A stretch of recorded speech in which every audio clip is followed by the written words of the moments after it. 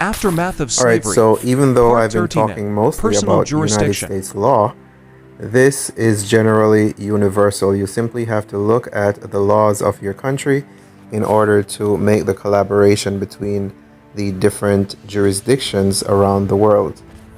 So today we're going to cover personal jurisdiction and why it is necessary to declare personal jurisdiction and make sure that there is no assumed jurisdiction over your natural person body.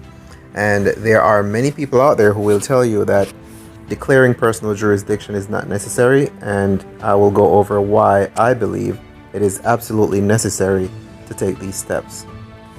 Okay, first and foremost, jurisdiction means what one authority has over a subordinate or a lower authority, right? So if someone is standing over you, it is typically assumed that the person above has jurisdiction over the person below. So personal jurisdiction, or the assumption of jurisdiction, is not confined to the purview of a court.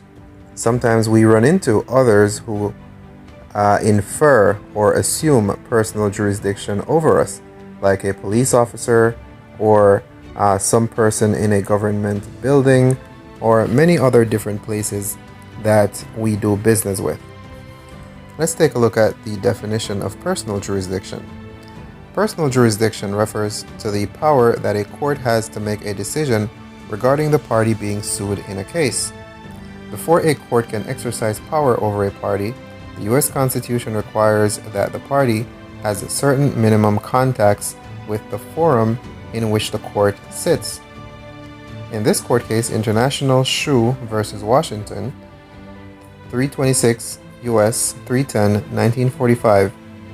So if the plaintiff sues a defendant, that defendant can object to the suit by arguing that the court does not have personal jurisdiction over the defendant.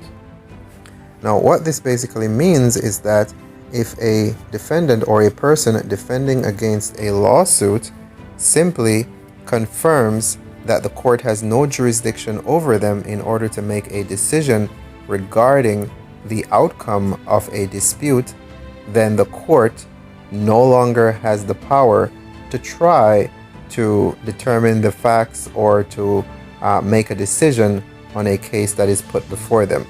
So always challenge jurisdiction.